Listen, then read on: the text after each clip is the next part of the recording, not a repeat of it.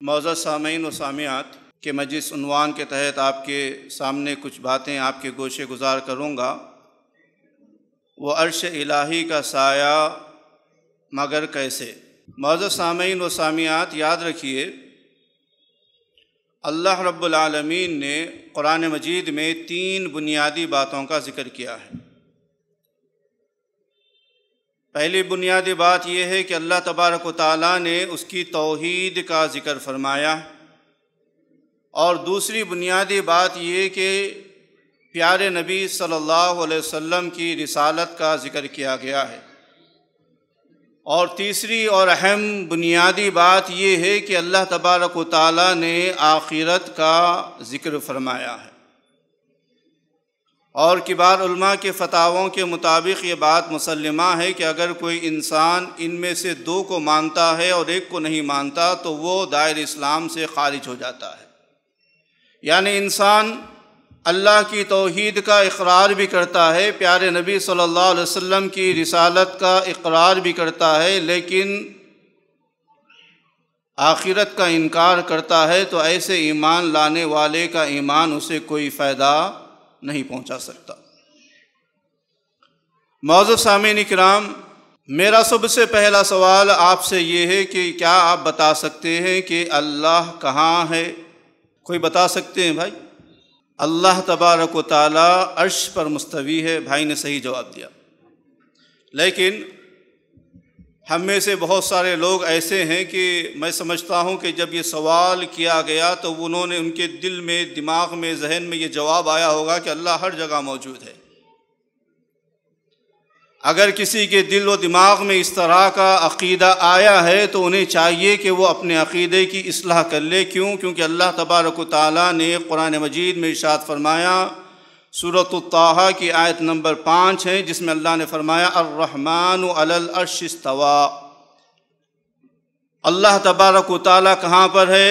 عرش پر مستوی ہے۔ یہ عرش کیا ہے؟ عرش اللہ تبارک و تعالیٰ کی کرسی ہے، جس پر اللہ تبارک و تعالیٰ جلوہ گر ہیں۔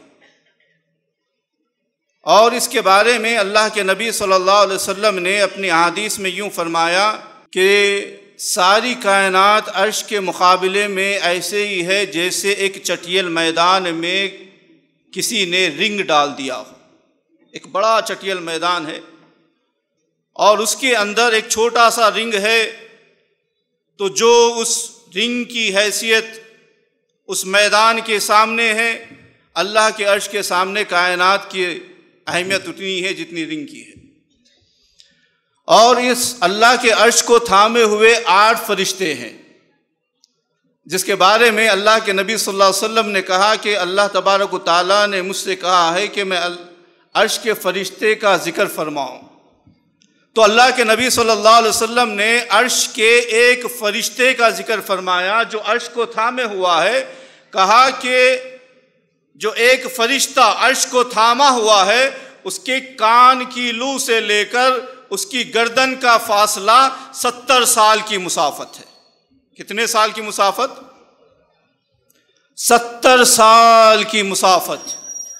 دیگر احادیث میں اگر ہم اسے تلاش کرتے ہیں تو اللہ کے نبی صلی اللہ علیہ وسلم فرمایا، ایک گھوڑا جو تیزی کے ساتھ دوڑایا جاتا ہے، یہاں تک کہ 70 سال بعد جا کر جہاں پر رکتا ہے، جتنا فاصلہ طے کرتا ہے اتنا فاصلہ فرشتے کی کان سے لے کر صرف گردن تک کا معاملہ ہے۔ تو پھر فرشتے کی حیت کا کیا معاملہ ہوگا؟ 8 فرشتے عرش کو تھامے ہوئے ہیں، ان کی حیت کا یہ معاملہ ہے، تو پھر عرش کا کیا معاملہ ہوگا؟ اور جس عرش پر اللہ مستوی ہے اس رب کا کیا معاملہ ہوگا؟ جس رب کے ہم ماننے والے ہیں، لیس کمثلہ شیء، اللہ نے کہا اس کے مثل تو کوئی چیز نہیں ہے۔ اللہ کے لیے مثالیں بیان کرنا، اللہ کے لیے مثالیں گھڑنا، یہ اہل سنت والجماعت کا طریقہ نہیں ہے۔ اللہ کے لیے مثالیں تو کافر گھڑتے ہیں، اللہ کے لیے مثالیں تو فاسق فاجر گھڑتے ہیں۔ لیس کمثلہ شیء، ہمارا عقیدہ یہ ہے، ہمارا ماننا یہ ہے، ہم اس بات کی طرف لوگوں کو دعوت دیتے ہیں کہ اے لوگوں، اللہ کے لیے مثالیں نہ کھڑو۔ آج ہم دیکھتے ہیں کہ لوگ معمولی باتوں پر اللہ کے لیے مثالیں کھڑتے ہیں۔ جیسا کہ وسیلے کی بات اگر ہم لیں تو کہتے ہیں کہ بھائی اللہ تبارک و تعالیٰ سے ڈائریکٹ تم سوال کرو۔ اللہ کہتا ہے نحن اقرب الیہ من حبل الورید، اے لوگوں میں تمہاری شہرگ سے بھی زیادہ قریب ہوں۔ وَإِذَا سَأَلَكَ عِبَادِي عَنِّي فَإِنِّي قَرِيبٌ أُجِيبُ دَعْوَةَ الدَّاعِ إِذَا دَعَانِ فَلْيَسْتَجِيبُوا لِي وَلْيُؤْمِنُوا بِي لَعَلَّهُمْ يَرْشُدُونَ۔ اللہ کہتا ہے میرے بندے میرے متعلق ہے نبی آپ سے پوچھیں اللہ کہاں ہے تو کہہ دو میں ان سے بہت زیادہ قریب ہوں۔ لوگوں سے کہا جاتا ہے لوگوں سارے معبودان باطل کو چھوڑو، ایک اللہ کی طرف آؤ، ایک اللہ کی عبادت کرو۔ لوگ کہتے ہیں کیسے ہم اللہ تک ڈائریکٹ پہنچ سکتے ہیں؟ ایک افسر کے پاس جانا ہوتا ہے تو پہلے اس کے پی اے سے ملنا پڑتا ہے، پی اے سے پہلے چپراسی سے ملنا پڑتا ہے۔ ہاں لوگ مثالیں دیتے ہیں کس کے لیے؟ اللہ کے لیے۔ اللہ کہتا ہے لیس کمثلی شیء، لوگوں میں تمہاری طرح نہیں ہوں۔ ارے وہ تو خالق ہے اور ہم مخلوق ہیں، اور ہماری جیسی کتنی ہی مخلوقات اللہ نے پیدا کی، اور ان تمام کا رب کون ہے؟ الحمدللہ رب العالمین۔ کیا عقیدہ ہے، کیا عقیدہ لوگوں نے بنا دیا ہے۔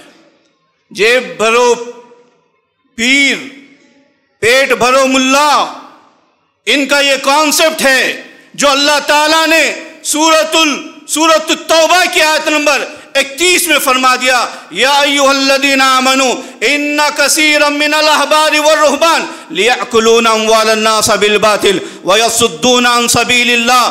اے ایمان والو، بہت سارے علماء، بہت سارے مشائخ ایسے ہیں کہ جو لوگوں کا مال ناحق طریقے سے کھاتے ہیں، اور پھر اتنا ہی نہیں بلکہ اللہ کے سچے راستے سے بھی انہیں روکتے ہیں۔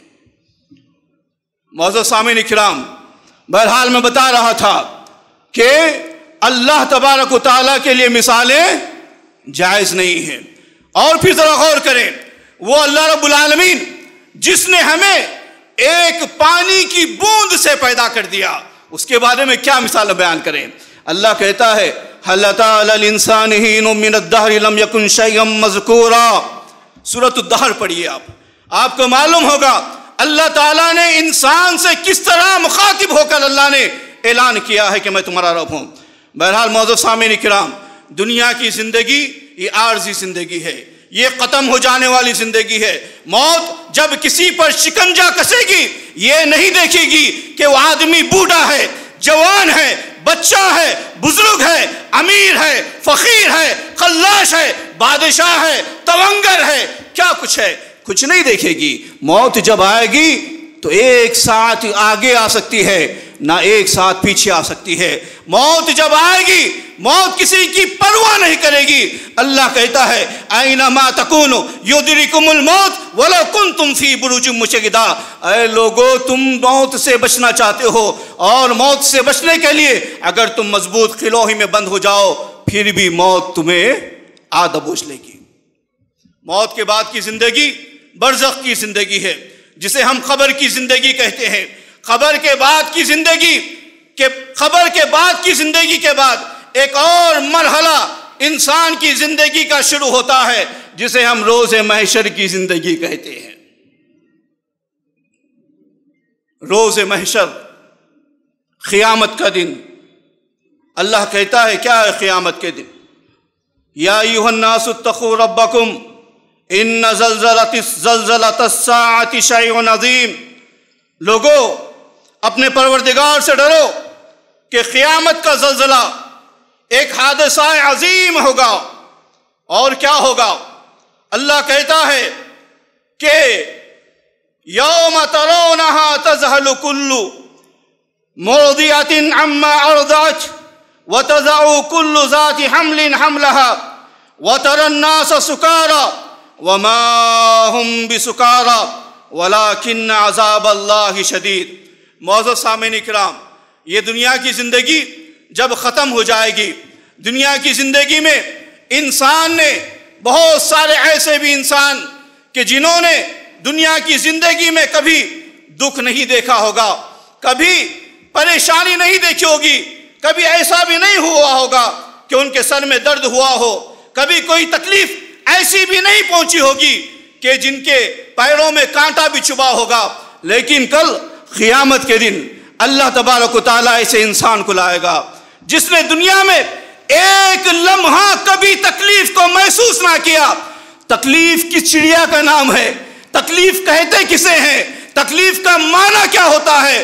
تکلیف کس طرح ہوتی ہے اسے پتہ ہی نہیں ہوگا، لیکن کل اللہ تعالیٰ اسے قیامت کے دن بلائے گا اور اس سے کہے گا فرشتوں کے ذریعے، اے فرشتوں میرے اس بندے کو لے جاؤ جس نے دنیا میں کبھی کوئی دکھ دیکھا ہی نہیں ہے، لے جاؤ، تکلیف کبھی نہیں دیکھی، لے جاؤ، جنت کا ایک لمحہ جنت میں رکھو اور پھر میرے پاس واپس لانا۔ ہوتا کیا ہے؟ ہوتا وہی ہے جو اللہ کا حکم ہے۔ فرشتے لے جاتے ہیں، ایک لمحہ جنت میں اس شخص کو رکھتے ہیں اور وہاں سے واپس لاتے ہیں۔ اللہ پوچھتا ہے اے فلاں ابن فلاں، اے فلاں ابن فلاں، ذرا بتا تو صحیح، اس ایک لمحے کے سکھ کے بعد دنیا کا کوئی دکھ تجھے یاد ہے؟ دنیا کی کوئی تکلیف تجھے یاد ہے؟ وہ کہتا ہے جس نے دنیا میں کبھی سکھ نہیں دیکھے تھے یا دکھوں میں زندگی گزار کر آیا، ایک لمحے کا سکھ نہیں تھا، اس ایک لمحے کے سکھ کے بعد دنیا کے سارے دکھوں کو بھول جائے گا۔ اور ایک ایسا انسان جس نے دنیا میں کبھی سکھ دیکھا ہی نہیں، اللہ کہے گا لے جاؤ اسے، جہنم کے ایک لمحے کا عذاب اسے دے کر لاؤ۔ جب واپس لایا جائے گا اللہ پوچھے گا بتا اس دکھ کے بعد دنیا کا کوئی سکھ تجھے یاد ہے؟ وہ کہے گا اللہ تیرے عزت کی قسم، تیرے جلال کی، تیری کبریائی کی، تیری بڑائی کی قسم ہے، اے اللہ اس ایک لمحے کے دکھ نے دنیا کے سارے سکھوں کو بھلا دیا۔ ذرا غور کرو معزز سامعین و سامعات، یہ زندگی کی صرف ابتدا ہے، اور پھر اس کے بعد کی جو زندگی ہے، موت کے بعد کی جو زندگی ہے، یہ باقی رہنے والی ہے اور کبھی ختم نہ ہونے والی ہے۔ وَالْآخِرَةُ خَيْرٌ وَأَبْقَىٰ، اللہ نے کہا آخرت کی زندگی باقی اور ہمیشہ کی رہنے والی ہے۔ معزز سامعین کرام، اللہ تبارک و تعالیٰ اپنے عرش پر مستوی ہے، اور پھر اللہ تعالیٰ قیامت کے دن ایک ایسا زلزلہ برپا کر دے گا جس کے بارے میں اللہ کہتا ہے کہ قیامت کا زلزلہ ایک ایسا عظیم حادثہ ہے کہ جس دن کیا ہوگا، جس دن کا معاملہ یہ ہوگا کہ تو دیکھے گا اے نبی صلی اللہ علیہ وسلم کہ دودھ پلانے والی عورتیں اپنے دودھ پیتے بچے کو بھول جائیں گی،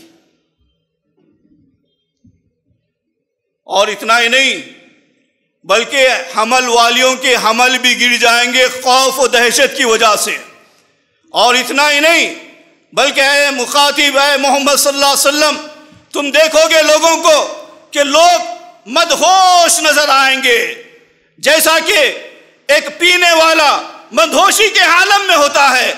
ہاں وہ مدہوش اس لیے ہوں گے کہ انہوں نے پیا نہیں ہوگا، بلکہ اللہ کے عذاب کی وجہ سے وہ اس طرح مدہوش ہوں گے۔ معزز سامعین کرام، یہ وہ دن ہوگا کہ جس دن دودھ پلانے والی مائیں اپنے دودھ پیتے بچے کو بھول جائیں گی۔ اللہ اکبر! ایک واقعہ مجھے یاد آ رہا ہے، اللہ کے نبی صلی اللہ علیہ وسلم خیبر کے موقع پر ایک عورت کو دیکھتے ہیں۔ کیا دیکھتے ہیں کہ وہ عورت اپنے دودھ پیتے بچے کو تلاش کر رہی ہے، وہ قیدیوں میں تھی، اس کا بچہ بھی قیدیوں میں تھا، دیکھتی ہے بچے پر اس کی نظر پڑتی ہے، فوراً جاتی ہے اپنے بچے کو لوگوں سے چھین لیتی ہے، یہاں تک کہ اسے دودھ پلانے لگ جاتی ہے۔ اللہ کے نبی صلی اللہ علیہ وسلم ماجرا دیکھتے ہیں کہ ماں کی ممتا، ماں کی محبت کا یہ عالم کہ وہ کسی کی پرواہ نہیں کر رہی ہے، اپنے بچے کو دیکھنے کے لیے، اپنے بچے کو دودھ پلانے کے لیے بے چین ہے، بے قرار ہے، تڑپ رہی ہے۔ اللہ کے نبی صلی اللہ علیہ وسلم نے دیکھا، صحابہ کرام بھی تھے، اللہ کے نبی نے کہا صحابہ سے اے میرے ساتھیوں، اے میرے صحابہ، کیا تم اس بات کو جانتے ہو؟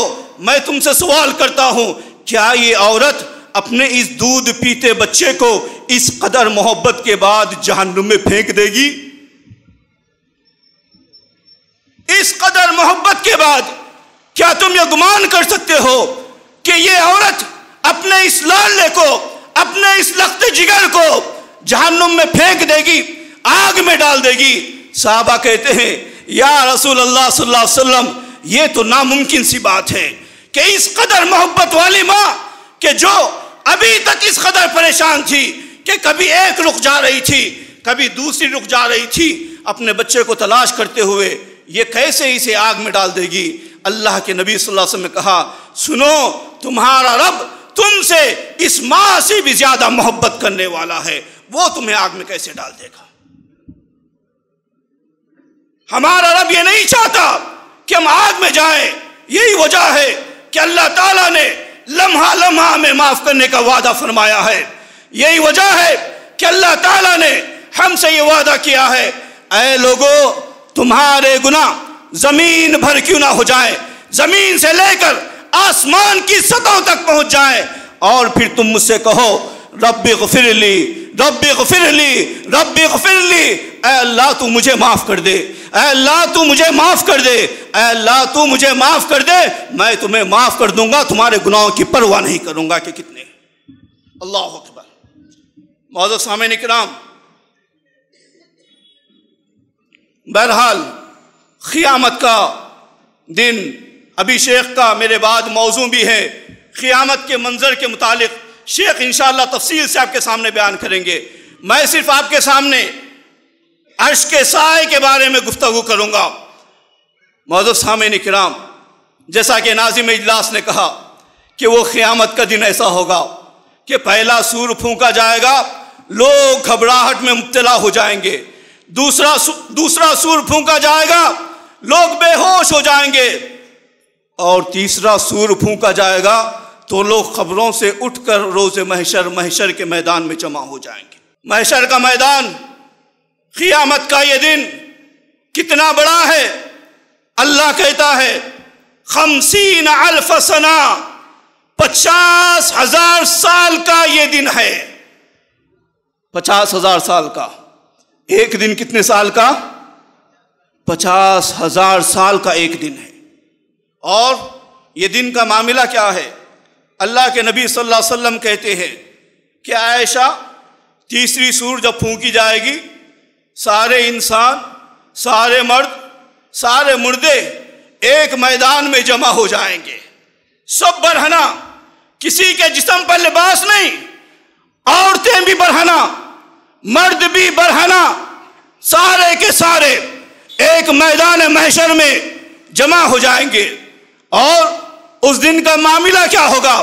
اس دن کا سختی کا معاملہ یہ ہوگا کہ سورج سوا نیزے پر ہوگا، ہاتھ اٹھاؤ گے ہاتھ سورج کو لگ جائے گا، اس قدر قریب سورج آ کر کھڑا ہو جائے، اور پھر لوگ سارے کے سارے برہنہ، زمین تانبے کی طرح تپ رہی ہوگی، ایسے ہوگی کہ جیسا کہ تانبے سے تپی ہوئی زمین ہوتی ہے۔ اور پھر لوگوں کا یہ معاملہ ہوگا کہ لوگ پسینے میں شرابور ہوں گے۔ ابھی دیکھا آپ نے، ذرا سی گرمی ہو رہی ہے، پسینہ کس قدر نکل رہا ہے، ابھی سورج بھی نہیں، لیکن اس دن کا کیا معاملہ ہوگا جب سورج سوا نیزے پر ہوگا؟ رحمت دو عالم صلی اللہ علیہ وسلم کہتے ہیں کہ لوگوں، اس دن کا معاملہ یہ ہوگا کہ لوگ پسینے میں اپنے اعمال کی بدولت، کوئی اپنے ٹخنوں تک پسینے میں ڈوبا ہوا ہوگا، کوئی کمر تک ڈوبا ہوا ہوگا، کوئی گردن تک ڈوبا ہوا ہوگا، کوئی ایسا ہوگا اپنے گناہوں کی وجہ سے اس میں غوطے مار رہا ہوگا۔ یہ قیامت کا دن ہے، ابھی ابتدا ہوئی ہے، ابھی لوگ جمع ہوئے ہیں، ابھی لوگ ایک میدان میں جمع ہوئے ہیں، یہ عالم ہے انسان کے جمع ہونے کا۔ امی عائشہ نے جب دیکھا، امی عائشہ نے جب پوچھا اے اللہ کے نبی یہ کیا عجیب منظر ہوگا کہ مرد بھی برہنہ ہوں گے، عورتیں بھی برہنہ ہوں گی، اے اللہ کے نبی ہم تو مر جائیں گی شرم کے مارے جب کوئی مرد ہماری طرف نظر اٹھا کر دیکھ لے گا۔ کہا عائشہ نہیں، وہ دن ایسا نہیں ہوگا، اس دن کسی کو کسی کی فکر ہی نہیں ہوگی۔ اللہ کہتا ہے یوم یفر المرء من اخیہ وامہ وابیہ وصاحبتہ وبنیہ لکل امرئ منہم یومئذ شأن یغنیہ۔ کوئی کسی کی پرواہ نہیں کرے گا، ہر انسان بدمست ہوگا، اپنی فکر میں رہے گا کہ میرے ساتھ میرا کیا معاملہ ہوتا ہے۔ اللہ اکبر، لوگ پسینے میں ڈوبے ہوئے ہوں گے، کوئی پیاز کا سامان نہیں، لوگوں کا یہ عالم ہوگا کہ پیاز کی وجہ سے ان کی زبانیں ان کے کلیجے کو آ لگی ہوئی ہوں گی، کوئی پینے کا کوئی پانی نہیں، کوئی پانی نہیں۔ لیکن اس دن کیا ہوگا؟ اس دن ایک پیالہ پانی کا پلایا جائے گا جسے ہم کوثر کہتے ہیں۔ اللہ اکبر۔ معزز سامعین کرام، جس دن کوئی لباس نہیں، اس دن پیارے نبی صلی اللہ علیہ وسلم کو سب سے پہلے لباس پہنایا جائے گا، پھر حوض کوثر پر اللہ کے نبی صلی اللہ علیہ وسلم کو اللہ کے نبی صلی اللہ علیہ وسلم جلوہ افروز ہوں گے، اور پھر اس سے آپ صلی اللہ علیہ وسلم اپنے امتیوں کو پانی پلائیں گے۔ فرشتے لوگوں کو لے جائیں گے کہ چلو پیارے نبی صلی اللہ علیہ وسلم کے ہاتھ سے جام کوثر پینا ہے، لیکن فرشتے روک دیں گے کہ سنو، آج تمہیں ٹکٹ بھی لینا ہے، آج تمہارا پاس بھی بنے گا، آج تمہارا ڈیجیٹل پاس بنے گا۔ کیا پاس ہوگا؟ اللہ اکبر۔ یہ پاس نہیں ہوگا کہ ہم نے اے اللہ کے نبی ہم نے جلوس منائے تھے، ہم میلاد کی محفلیں سجایا کرتے تھے، ہم نعت خوانی کی محفلیں سجایا کرتے تھے، ہم آپ کی تعریف کیا کرتے تھے، ہم ساری رات جاگتے تھے، نمازیں چھوڑا کرتے تھے۔ یہ پاس نہیں، یہ محبت کا پاس آج چلنے والا نہیں ہے۔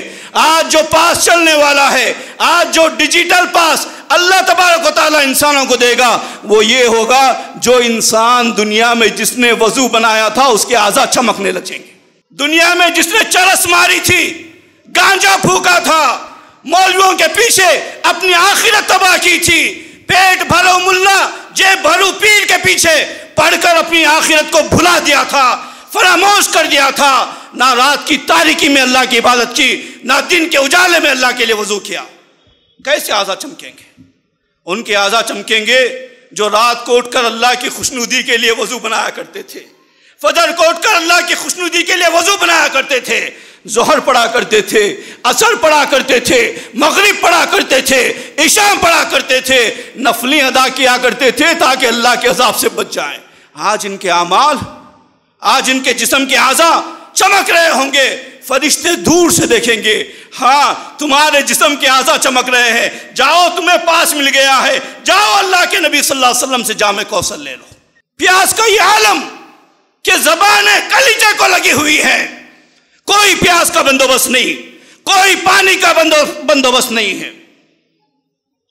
اللہ کے نبی صلی اللہ علیہ وسلم کے یہاں جاتے ہیں، اللہ کے نبی صلی اللہ علیہ وسلم ایک پیالہ دے دیتے ہیں جام کوثر، آب کوثر کا، پھر جنت میں جانے تک پیاس نہیں لگتی۔ اللہ ہم سب کو عطا کرے، اللہ ہم سب کو جام کوثر عطا کرے۔ معزز سامعین اکرام، پیاس کا یہ معاملہ اور پھر ختم نہیں ہوگا، اور بھی لوگ آتے رہیں گے، اور بھی متوالے آتے رہیں گے، اور بھی صاحب جشن آتے رہیں گے۔ فرشتے کہیں گے رک جاؤ، ابھی رک جاؤ، تم رک جاؤ، تمہارا پاس تو موجود ہے لیکن تمہارے پاس سنت رسول کا پاس نہیں تھا، تم نے سنت رسول کو فراموش کر دیا تھا، تم نے نبی کے جانے کے بعد دین میں نئی بدعتیں ایجاد کر دی تھی۔ جاؤ، آج تمہیں آب کوثر نہیں ملے گا، بھلے تم نے بہت ساری مجلسیں منعقد کی ہوں گی، بہت سارا مال اللہ کے نام پر، نبی کے نام پر لٹایا ہوگا، لیکن طریقہ نبی کا نہ تھا۔ تو سنو، آج تمہارے یہاں کوئی پاس نہیں۔ فرشتے کہیں گے اے اللہ کے نبی صلی اللہ علیہ وسلم، نبی دیکھیں گے، کہیں گے کہ اے فرشتوں انہیں بھی آنے دو، ان کی بھی اعضاء چمک رہے ہیں۔ کہیں گے اللہ کے نبی نہیں، آپ کو پتہ نہیں ہے، آپ کے انتقال کے بعد انہوں نے دین میں کس طرح کی نئی نئی بدعتیں گھڑ لی تھی۔ لوگوں، بدعت کا سب سے بڑا نقصان یہ ہوگا کہ کل قیامت کے دن اللہ کے نبی صلی اللہ علیہ وسلم کے ہاتھ سے جام کوثر نہیں ملے گا۔ پینا چاہتے ہو بدعتوں کو چھوڑو، آب کوثر پینا چاہتے ہو اس دن بدعت کو چھوڑو۔ سنو، بدعتی کی کوئی عبادت اللہ قبول نہیں کرتا، نہ اس کی نماز قبول کرتا ہے، نہ اس کی زکوٰۃ قبول کرتا ہے، نہ اس کا روزہ قبول کرتا ہے، نہ اس کا صدقہ قبول کرتا ہے، نہ اس کا حج قبول کیا جاتا ہے، بلکہ بدعتی دین سے ایسے نکل جاتا ہے گویا کہ گوندے ہوئے آٹے میں سے بال نکال دیا گیا۔ معزز سامعین اکرام، اگر چاہتے ہو کہ اللہ کے نبی صلی اللہ علیہ وسلم کے ہاتھ سے جام کوثر پی لیں تو بدعت کو چھوڑنا ہوگا۔ چھوٹی چھوٹی بدعت، بڑی بڑی بدعت، سب کو چھوڑنا ہوگا، سنت کی اتباع کرنی ہوگی، تب کہیں جا کر اللہ کے نبی صلی اللہ علیہ وسلم کے پاس وہ آپ کا پاس اپروول ہوگا، وگرنہ اپروول نہیں ہوگا۔ یا رسول اللہ کہنے سے صرف اپنے انگوٹھوں کو چوم لینا یا رسول اللہ کے نام سے نعت خوائیں کر لینا، خل کی مجلسیں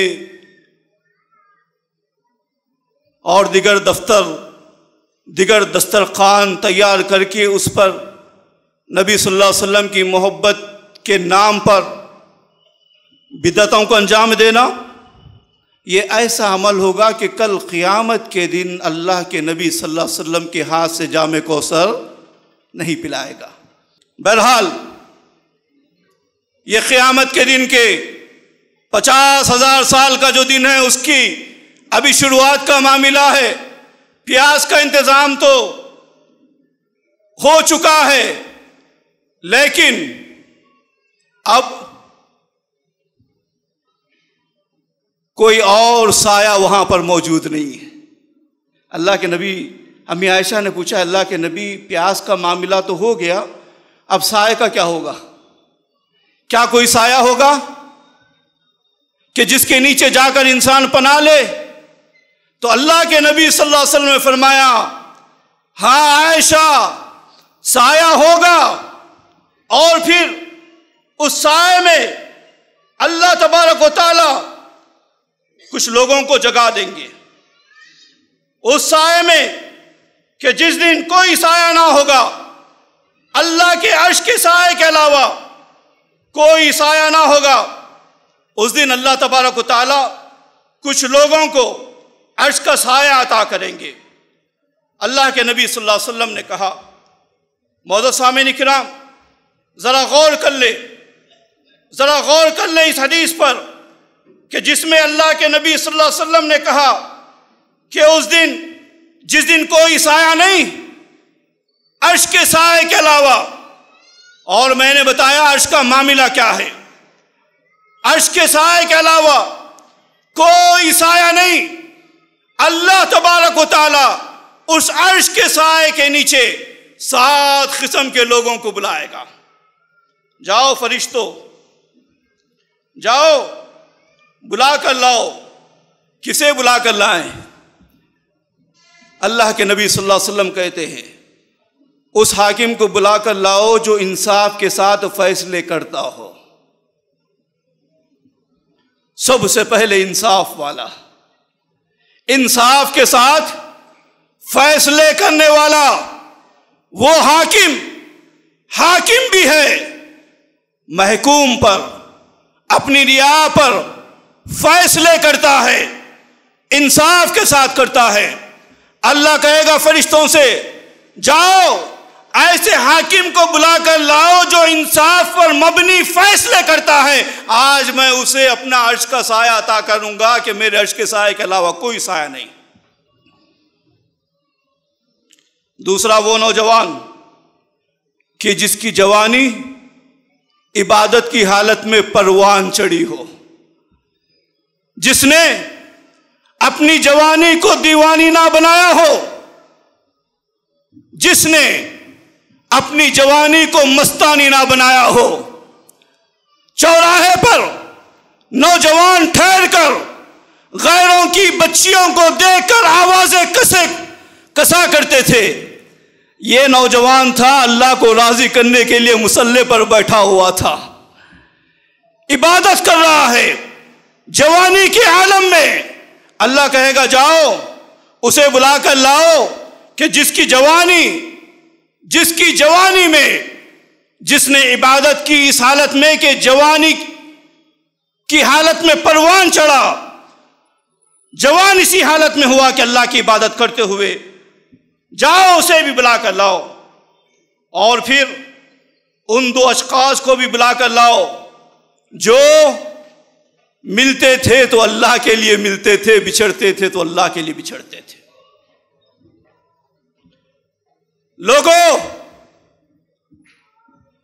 لوگوں میں یہ بات کہنا چاہتا ہوں، اپنے عقیدے کی اصلاح کرو۔ اس کے باوجود کہ ہم اپنے آپ کو اہل الحدیث کہتے ہیں، واللہ میں یہ کہہ سکتا ہوں کہ ہم بھی بہت سارے معاملات میں عقیدے سے ہٹ کر کام کرتے ہیں۔ میں یہ کہنا چاہتا ہوں کہ لوگوں اپنا عقیدہ بناؤ اس بات پر کہ نفع کا مالک اللہ ہے، نقصان کا مالک اللہ ہے۔ سنو، کائنات کے سارے انسان جنات مل کر تمہیں فائدہ پہنچانا چاہیں مگر نہیں پہنچا سکتے مگر اتنا ہی جتنا اللہ نے تمہارے مقدر میں لکھ دیا۔ اور سنو، سارے کائنات کے انسان، سارے جنات مل کر تمہیں نقصان پہنچانا چاہیں نہیں پہنچا سکتے مگر اتنا ہی جتنا اللہ نے تمہارے مقدر میں لکھ دیا۔ سنو، وہ لوگ بھی عرش کا سایہ انہیں بھی عطا کرے گا اللہ تبارک و تعالیٰ۔ جو ملتے ہیں تو کس کے لیے؟ اللہ کے لیے۔ بچھڑتے ہیں تو کس کے لیے؟ اللہ کے لیے۔ کوئی اور مقصد نہیں ہے، نہ کسی سے نفع کی امید ہے، نہ کسی سے نقصان کا اندیشہ ہے۔ اللہ کہے گا جاؤ میرے ان بندوں کو بھی بلا کر لاؤ جو ملے تو اللہ کے لیے تھے، بچھڑے تو اللہ کے لیے۔ جاؤ اس نوجوان کو بھی بلا کر لاؤ جسے کسی حسین و جمیل عورت نے دعوت زنا دی، جسے کسی حسین و جمیل عورت نے، مال و منصب والی، دولت و دبدبے والی عورت، خوبصورت عورت، جس نے کہا آج مجھ سے اپنی خواہش پوری کر لے، وہ کہتا ہے انی اخشاکم باللہ، میں اللہ سے ڈرنے والا ہوں، میں یہ کام نہیں کر سکتا۔ کیوں؟ اللہ تبارک تعالیٰ نے حرام کر دیا۔ اللہ کے نبی کہتے ہیں کہ کل اسے بھی اللہ تبارک تعالیٰ عرش کا سایہ عطا کرے گا۔ اور پھر کون؟ اور پھر وہ کہ جو ایک ہاتھ سے دیتا ہے دوسرے ہاتھ کو پتہ نہیں چلتا کہ اس کے دائنے ہاتھ میں کیا خرچ کیا ہے۔ ایک ہاتھ سے صدقہ کر دیا، دوسرے ہاتھ کو پتہ نہیں کیا خرچ کر دیا۔ آج ہمارا معاملہ عجیب معاملہ ہے۔ لوگوں، ہم یہ نہیں کہتے کہ آؤ ہمارے جیب بھرو، آؤ ہمارے لیے صدقہ کرو، ہمیں دو تاکہ ہم امیر ہو جائیں۔ ہم غیروں کا مال کھانے کے لیے نہیں آئے ہیں اس دنیا میں۔ ہم لوگوں کی عبادت سے نکال کر اللہ کے دین کی طرف لے جانے والوں میں سے ہیں۔ ہم یہ نہیں کہتے، اور ہم یہ کہتے ہیں کہ صدقہ کرو تو چھپا کر کرو، صدقہ کرو تو ایسے کرو کہ کل قیامت کے دن وہ صدقہ کام آ جائے اور پھر اللہ بلا کر کہے کہ آؤ میرے عرش کے سائے کے نیچے آ جاؤ۔ آج ہم صدقہ کرتے ہیں۔ اللہ کے نبی صلی اللہ علیہ وسلم نے کہا کل قیامت کے دن کا معاملہ یہ ہوگا کہ ایک ایسے انسان کو بھی اللہ تبارک و تعالیٰ اس کے سامنے حاضر کیا جائے گا جس نے دنیا میں بہت سارا مال اللہ کی راہ میں دیا ہوگا۔ اللہ پوچھے گا اے میرے بندے، میں نے تجھے نعمتیں دی تھی، تو نے کیا کیا؟ کہے گا اے اللہ کوئی ایسا موقع نہیں تھا کہ جہاں پر خرچ کرنا ہو میں نے خرچ نہ کیا۔ اللہ کہے گا کذبتا، تو جھوٹ بولتا ہے، تو نے خرچ کیا صحیح بات ہے لیکن اس لیے نہیں کہ تو مجھے راضی کر لے، اس لیے کیا کہ لوگ تجھے بڑا امیر زیادہ کہیں، لوگ تجھے بڑا سیٹ کہیں، سہوکار کہیں، پٹیل کہیں، نہ جانے کیا کیا القاب سے تجھے پکارے۔ دنیا میں لوگوں نے پکار لیا، میرے پاس کیا لینا ہے؟ فرشتوں لے جاؤ اسے جہنم رسید کر دو، منہ کے بل جہنم رسید کر دیا جائے گا۔ ہاں، وہ انسان جس نے صدقہ کیا ہوگا اپنے دائنے ہاتھ سے اور پھر اس کے بائیں ہاتھ کو بھی پتا نہیں کہ اس کے دائنے ہاتھ میں کیا صدقہ کیا ہے، ایسے انسان کو اللہ تبارک و تعالیٰ کل عرش کا سایہ عطا کرے گا جس دن اللہ کے عرش کے علاوہ کوئی سایہ نہیں ہوگا۔ اور آخری وہ انسان کہ جو تنہائی میں رب کو یاد کرتا ہے، تنہائی میں رب کو یاد کرتا ہے، رب کے سامنے یہ سمجھتا ہے کہ رب مجھے دیکھ رہا ہے، میں رب کو یاد کر رہا ہوں، اس قدر رب کو یاد کرتا ہے کہ دل پر گریہ وزاری طاری ہو جاتی ہے، آنکھوں سے آنسو بہنے لگتے ہیں۔ اللہ کے نبی صلی اللہ علیہ وسلم نے کہا دو آنسو، دو قطرے ایسے ہیں کہ جن پر اللہ تعالیٰ نے جہنم کی آگ کو حرام کر دیا۔ ایک وہ خون کا قطرہ جو اللہ کی راہ میں زمین پر گرتا ہے، ایسے پر اللہ نے جہنم کو حرام کر دیا۔ اور دوسرا وہ قطرہ جو انسان اللہ کی خشیت سے اپنے آنسو کی شکل میں زمین پر گراتا ہے، ایسے انسان کو بھی اللہ تبارک تعالیٰ جہنم میں داخل نہیں کرے گا۔ چاہتے ہیں جنت میں جانا تو یہ عمل کریے، اللہ کو تنہائی میں بیٹھ کر یاد کریے۔ آج ہم محفلوں میں تو بڑے پارسا ہیں، بڑے علامہ ہیں، بڑے فقیہ ہیں، بڑے کیا کیا نام ہمارے ہیں، لیکن تنہائی میں جاتے ہیں تو ہم اللہ کی حدودوں کو پامال کر دیتے ہیں، تنہائی میں اللہ کی عظمت کا خیال نہیں رکھتے۔ ایسے ہی لوگ کل قیامت کے دن آئیں گے جن کے اعمال تہامہ پہاڑوں کے برابر ہوں گے، لیکن اللہ تبارک و تعالیٰ ان اعمال کو ہباء منصورا کر دے گا۔ یعنی جس طرح روئی دھنی ہوئی روئی ہوتی ہے، کوئی وقت والی نہیں، اللہ تبارک تعالیٰ ان کے اعمال کو بے وقت کر دے گا۔ کیوں؟ اس لیے کہ جب انہیں تنہائی ملتی تھی تو انہوں نے تنہائی میں اللہ کی عظمت کو پاس نہ رکھا۔